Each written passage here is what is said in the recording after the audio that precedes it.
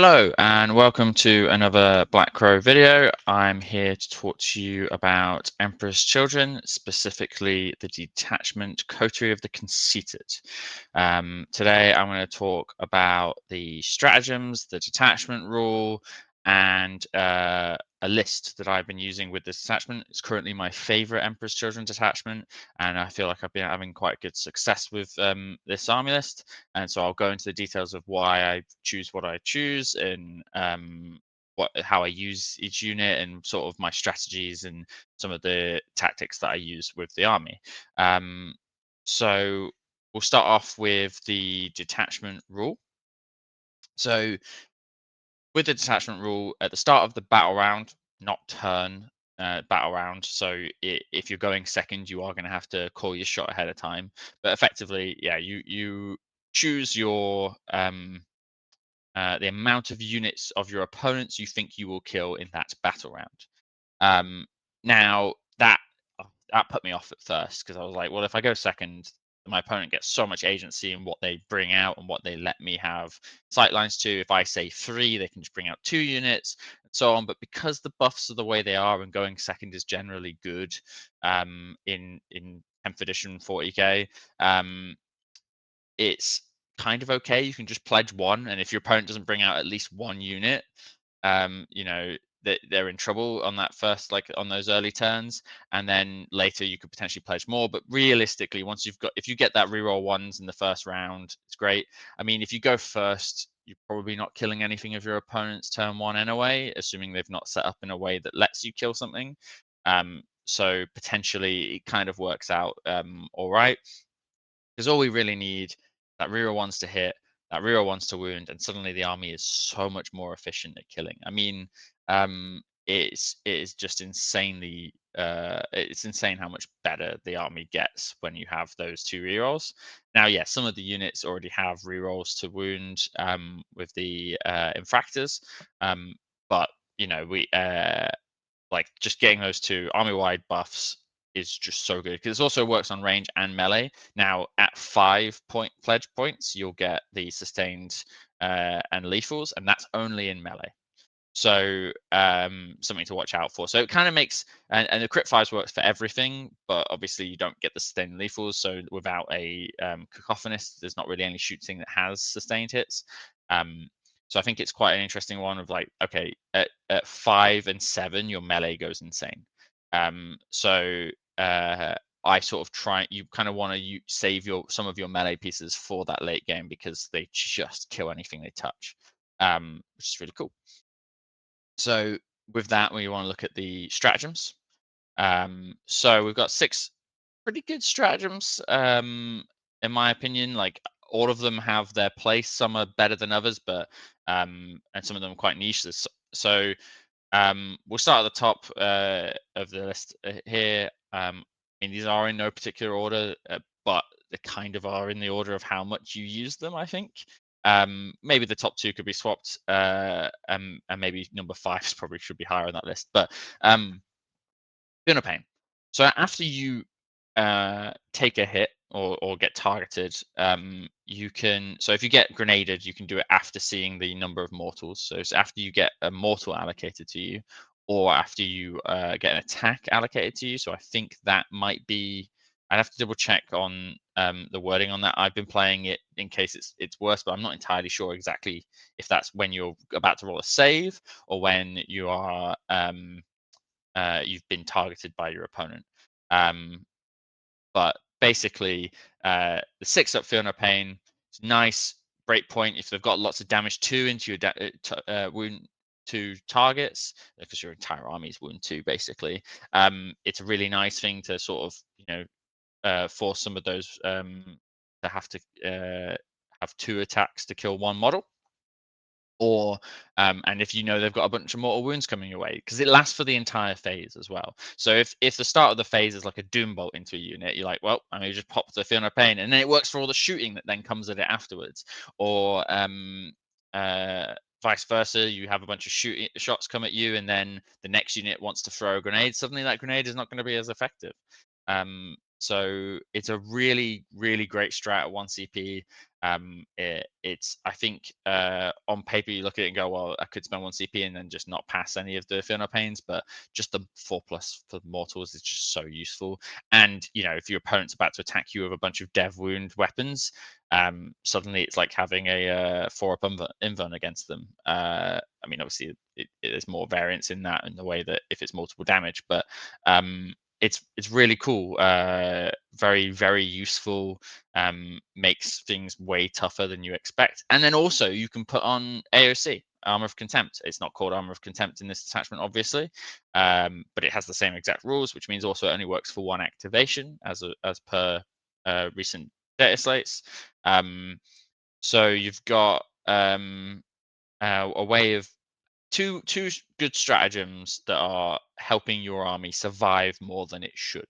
Because honestly, Emperor's Children, one of their like downsides is they are just a lot of Space Marine bodies. Now, Noise Marines are toughness 5 Space Marine bodies, but the rest, and you've got movement 7 Space Marine bodies, but you've just got a lot of Space Marine bodies, which feels fun. I really like it, but when it comes to your opponent just shooting at you and killing you, it can happen quite quick. You can lose a lot quite quick. So having these defensive strats is pretty good. On the offensive side, if you just need in those early turns, especially when if you happen to not have the reroll ones to hit, that 4 rerolls to hit in melee could really secure that kill that then gives you that buff for the rest of the game. So it's quite an interesting strat that I don't find I use too much, and that might become more apparent when we look at like how I play my army a little bit later. But yeah, so it's really, really useful when you don't have those buffs up just to secure that kill. Because if you go in with a Lord Exultant with 5 infractors, potentially onto an objective, you're getting full rerolls to wound, uh, and like you just need to get those hits in to like sort of make sure you can secure that kill. So I think it's such a useful stratagem, but it's not one that necessarily comes up a lot later in the game when you've got those like sustains and lethals and maybe potentially crit 5s. But I suppose if you have full rerolls and crit 5s and lethals and stuff, it means you can punch very high up into high toughness targets with anything really, which is kind of cool. Ignore mods. Now, this stratagem is like there's so much potential for this one to be an amazing stratagem. It has its uses. If you're going against Death Guard and they've got the -1 weapon skill and bliss skill, if you're going into things with you know, like Vanguard, so they've got army wide stealth, so your minuses to hit. Potentially, there's going to be times where you want to use this. The problem that comes with it is it's a command phase ability.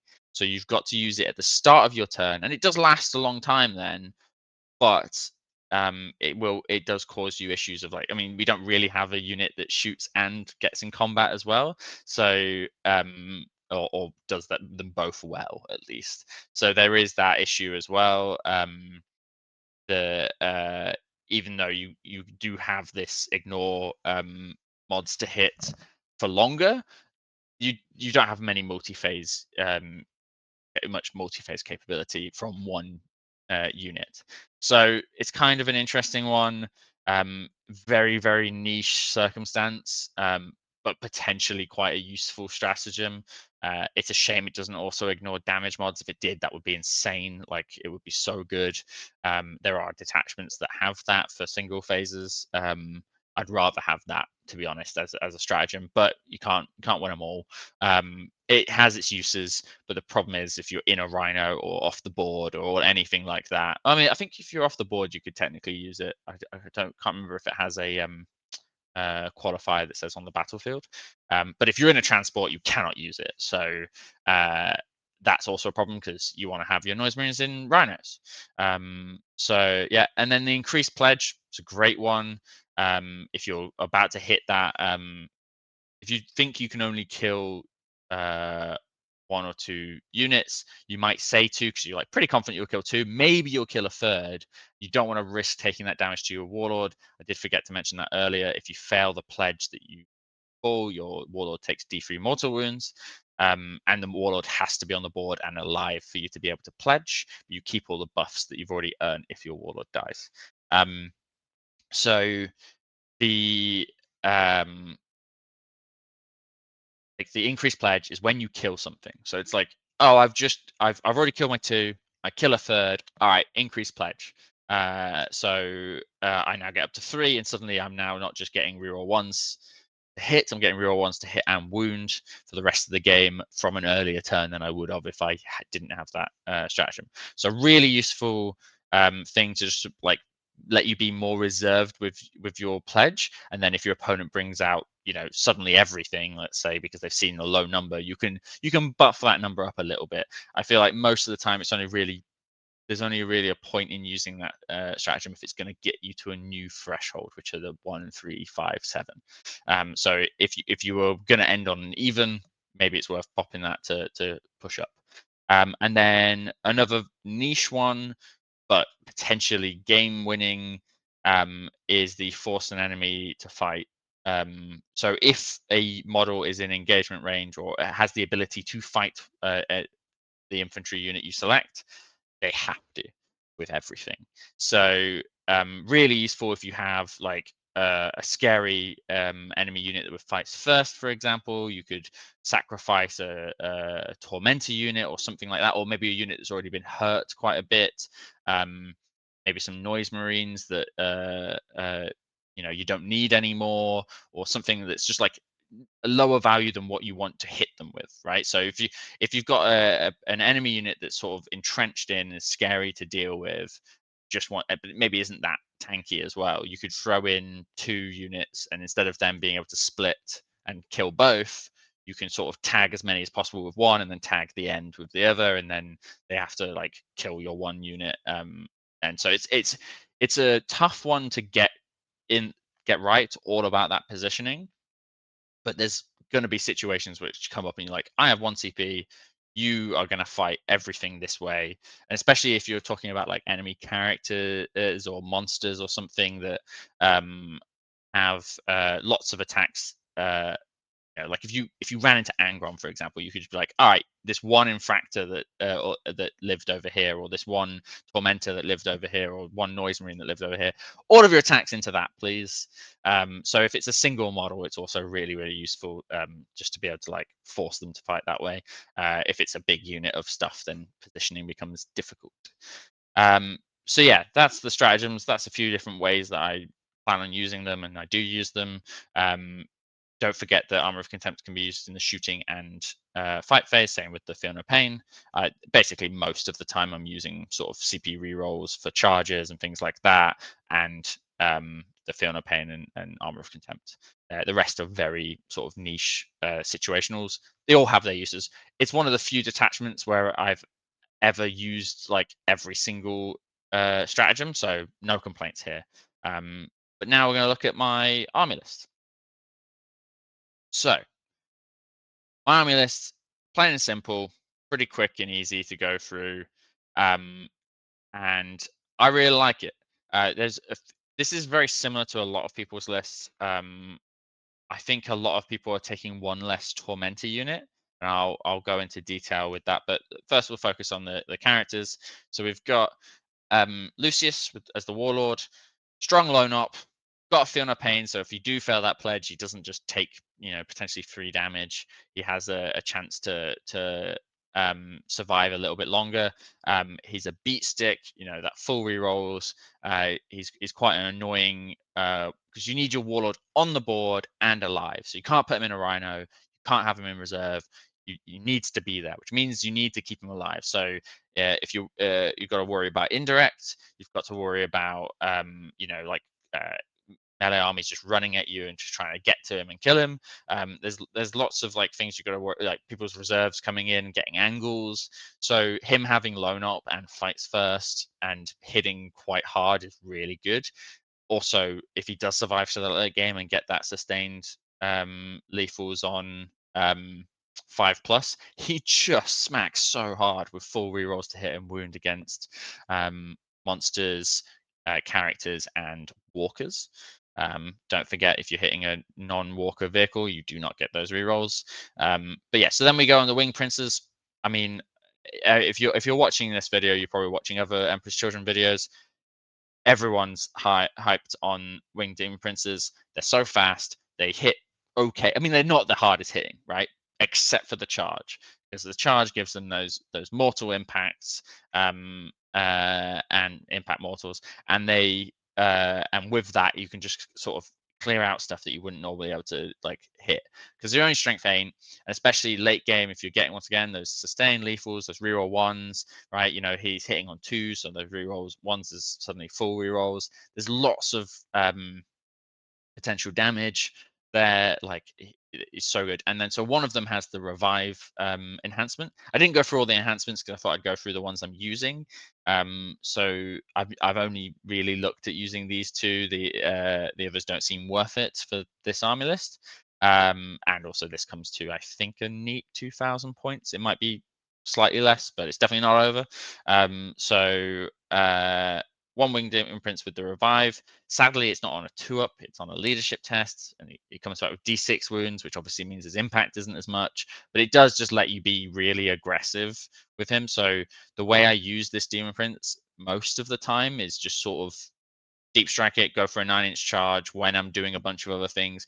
If it's early enough and I haven't needed to put him down yet, I might do like a rapid ingress with him if I feel like I have the CP spare, because you can basically rapid ingress him in lots of different positions, and because of his speed, you can just get to where you want him to be. But I do like, because of the revive mechanic, if your opponent doesn't have lots of stuff that can deal with him, like shoot him, get rid of him, comes back, charge him, get rid of him, you're going to have something there survive, even if you fail that 9-inch charge from a deep strike. So it's potentially like, oh, I'm doing a load of stuff on this side of the board. By the way, there's also a demon prince just over there trying to charge you for 9 inches. Oh, he failed. Okay, he stood out in the open, but are you going to send stuff back to deal with him? Because if you don't, he's coming flying at you, and I've not had to spend CP. And if they try and deal with him without enough firepower, suddenly you just pop the Armor of Contempt, you pop the 6++, like Fiona Pain, and you just go, you just live, and suddenly they've got it's still got to deal with it, and they've pulled some units back. And they're impossible to lock down, right? You've got this fallback shoot and charge. If your opponent, you can't tag you and hold you down. You just sort of go, all right, and now I'm going to leapfrog onto the next thing. I've actually had it in a game where I've had 2 demon princes in combat next to each other, and then just both fall back and charge the one that was fighting the other thing, which is really just a silly thing that can happen. But because they're flying, they don't get like locked in as easy. So fantastic, like, key pieces to this army. I feel like if you're thinking about tweaking around with this list, I mean, it's quite a uh, optimized list, I think, but like, you could potentially mess around with some bits, but I would always want to keep those 2 demon princes in there. They're just so good. That -1 damage makes them so tanky. So then 3 Lord Exultants. I mean, this is all pretty standard at this point. They go with 3 units of Infractors. They've got 1 Lord Cacophonist with the flip to 6 enhancement. Now, the key thing to realize about this enhancement and why it's so good, 2 things. The first one is it's a flip to 6 every turn, not just battle round, which means I can use it in my turn and my opponent's turn. And the second thing is it's a flip to 6 on the unit. Because whenever a unit rolls a attack, save, I think it's just, hit roll, wound roll, save roll. But or at least that's all I've ever used it for. So yeah, like, that flip to 6 is so good. And he gives the unit of Noise Marines sustained hits. And so you suddenly have a Blastmaster with sustained hits and a flip to 6. So in one of my recent games, I brought the unit on from Strat Reserve. I quite often will put this unit in Strat Reserve. I think it's a really, really good piece just to sort of walk on the edge, get an angle, take some, destroy something off an objective, and then stand there being able to see something else and then overwatching it. So you walk on, you roll your blastmasters, you flip 1 to 6, you get extra hits. You then roll to wound, and if you've got those re-rolls to hit and wound, you're laughing. And then you do the mini grenade from the Lord K afterwards. You could even split fire if you think you're going to obliterate one unit and you just want to tag another, and then you can use the mini grenade onto that thing. Potentially cause a battle shock on it. Uh, so there's a lot of it's a very powerful unit. I mean, it's not cheap. It's over 200 points, but it is like you walk it on the edge of the battlefield from strat reserve. You obliterate something that you want to get rid of, and then you stand there. And if they try and come and deal with you, you overwatch. So in my last game, my opponent came at them with Dante's Zangard, and uh, he hid the unit quite well. Like they came from behind a wall to another place near me that was behind a wall, but they couldn't hide from every single model in my unit, and so I could get one Blastmaster to see the unit. And with that one Blastmaster, he killed on Overwatch 3 Sangreal Guard. Now that was a little bit lucky, but because I rolled one natural 6 out of the 3 shots, and then I flipped one, so I get 4 hits and all of them wounded.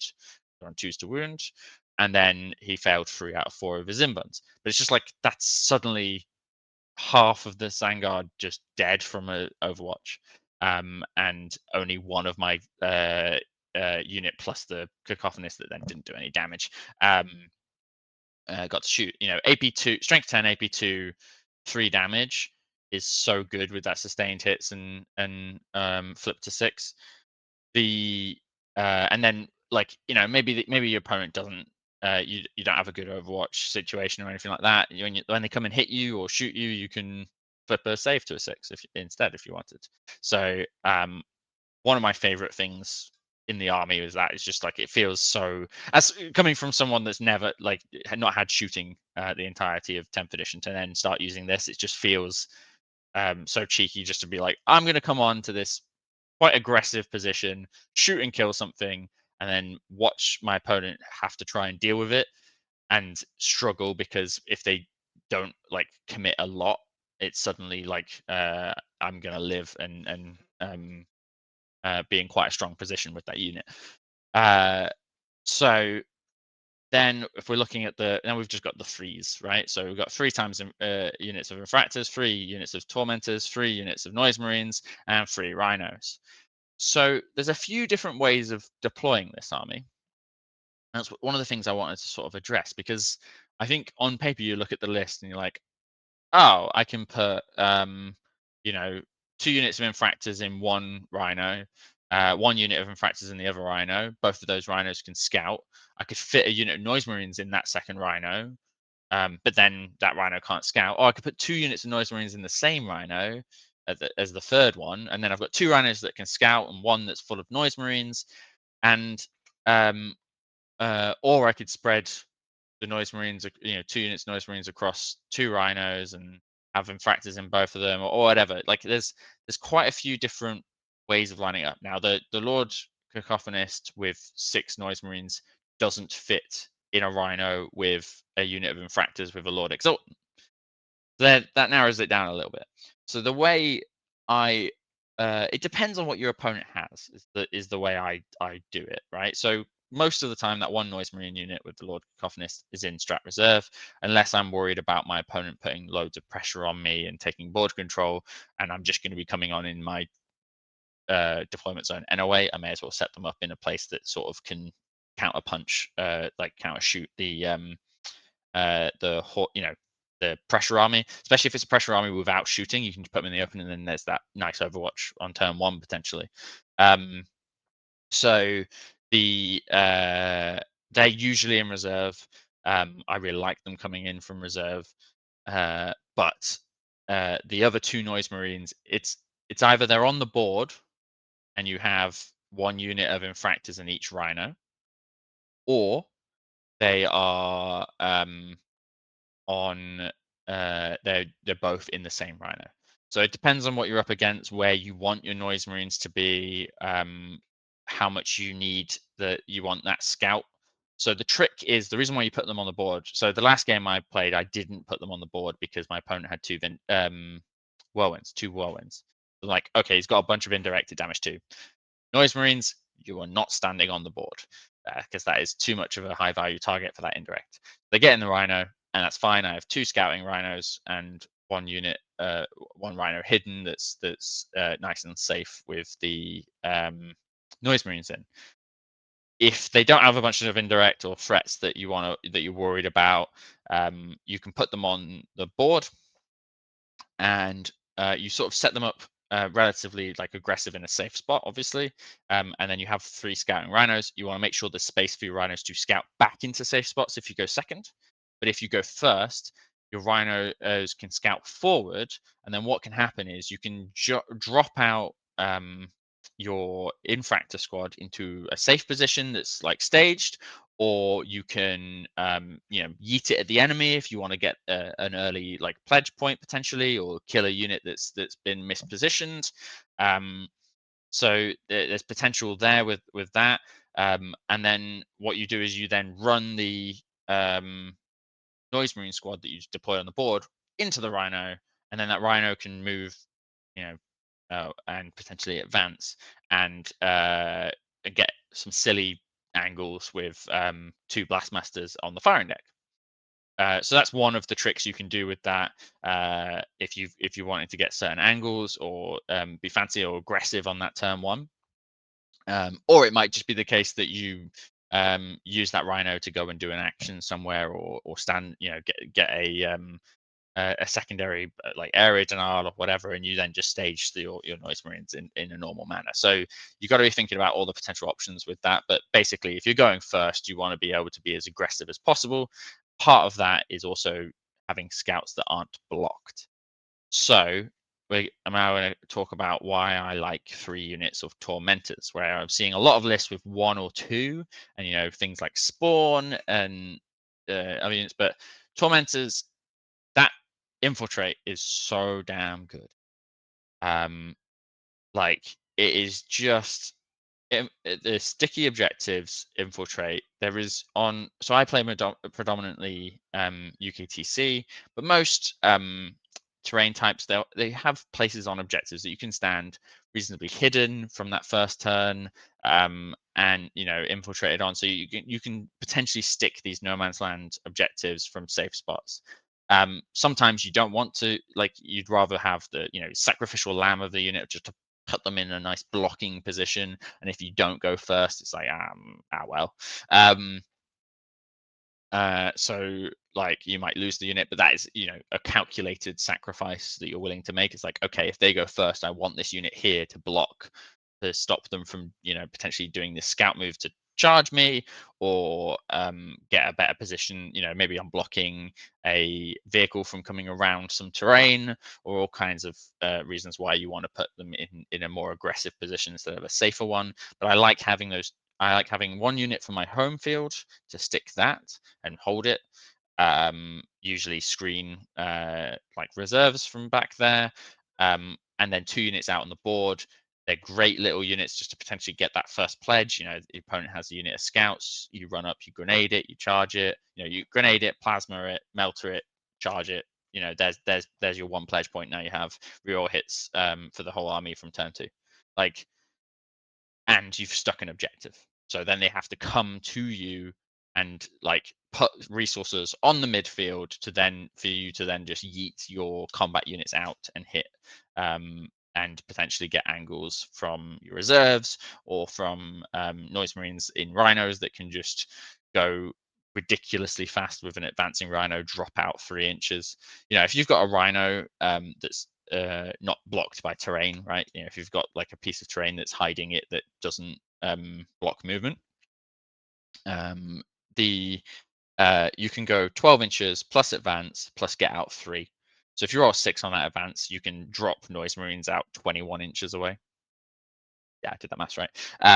So and suddenly you've got a Blastmaster poking around corners, or hopping through walls on the other end and getting ridiculous angles to then just shoot and kill something, get those pledge points early for your melee army for the late game. That's so I've heard a lot of people talking about using the combat units quite early to get those early points. I prefer if I can. I mean, obviously play every situation how you best, you want to analyze what you're up against, look at what you have to face, and make decisions based on that. Don't just be like, well, Sam said use the noise marines first, so I'm going to use the noise marines first, even though they've got a bunch of stuff that's really good to stop the shooting or whatever. I don't know, and they're more susceptible to melee pressure. Make educated decisions based on what's in front of you. But generally, I'm trying to use noise marines earlier to get those trades earlier, and also try and save my resources, because in melee, you're more likely to lose resources at the same time as killing your opponents. And it's one of the main issues of melee armies. If your opponent has decent counter melee, you're just potentially sacrificing resources for resources, whereas in shooting you can sort of get those resources almost for free if you've got good positioning, or your opponent's got bad positioning.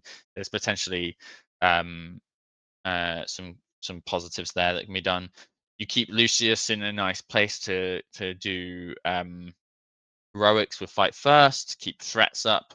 He's naturally got precision, which also means if your opponent's got like a buff character, I've faced against armies where they've got like a fight first character, and they come and they charge my noise marines that are on that objective in the middle that have come and shot something or whatever, and it's like, all right, cool, Lucius has just come out and tagged the end of the unit. Oh, I can still see your character though, so that character across the other side of the unit's dead, and now this unit no longer has fight first, and so then I can just charge it with whatever I want after that, and Lucius just runs off and hits something else. You want to be careful with Lucius early in the game, because like I say, once he's dead, no more pledges. But you if he dies, if you're going second and you pledge an amount, and then Lucius dies in your opponent's turn, you still get to complete the pledge at the end of that turn. It's only you can't make new pledges. So also, I've seen a couple of people talk about because you can't make new pledges. It's like when he's dead, you could still use the stratagem to gain one when you kill something. I don't think that's correct, but I will probably look into it and see if TOs are going to rule it one way or another. We might get an FAQ to clear that up when the army officially gets released, because obviously right now we're still in that early FOMO box stage where we don't have the official models all released in Codex, so it's not fully tournament legal yet, although I have seen that some people are allowing it in some tournaments. I'm still very busy painting all of my models, but this is the list that I'm going to start with, I think. So yeah, I really like this. It's a lot of trading pieces. This army literally wants to just go into a trading war because it will win every single time. I've got every unit on this has the capability of punching up and killing something. You've got all 6 battle line units that are really good on objectives. Got and all have icons that can give you extra CP, which, oh my god, I love having extra CP. To be able to just turn 1, score 2 secondaries and still end with an extra CP is so good. So it feels amazing. And then suddenly that allows you to do stuff like, oh, I'm gonna go to ground here and use Armor of Contempt, and suddenly this unit out in the open has cover and -1 AP. It's like, ah, it suddenly survives so much better. Or you can pop a smoke on a rhino and give it fear no pain against the mortals that are coming. Or there's so much potential with the army. It requires a bit of experience. You've got to be careful with your advance and fallbacks, and make sure you do things in the right order, because if you don't, you will like catch yourself in an awkward position, and suddenly you can't shoot and kill that thing you want to shoot and kill, or you can't charge that unit you wanted to charge. So make sure that you're doing things in the right order. Use tokens to remind you or something like that. But I think I highly recommend this list. If anyone has any questions about this, pop them in the comments. If you see me at events, come up and talk to me. All kinds of stuff like that. If you're still watching at this point, thank you. And please let me know if you enjoyed this video and if you want to see more videos like this, detachment focuses, and if so, which detachment next. I'm still experimenting with multiple detachments. A good portion of my games have been with Peerless, and I do want to get more practice into using the Carnival of Excess, the Demons one, because that seems really strong. But that one seems a bit more complicated and not. Uh, there's a lot of positioning that is required on that, and I'm just still not certain what kind of list you want to use for it. Um, but if people want to see videos on that, please let me know. Otherwise, that'll be the end for this video. If you end up using this list, let me know how it goes in the comments. Give this video a like. Check out Glasshammer. Check out Terrain Forge. We've got the codes down in the description. Thank you very much.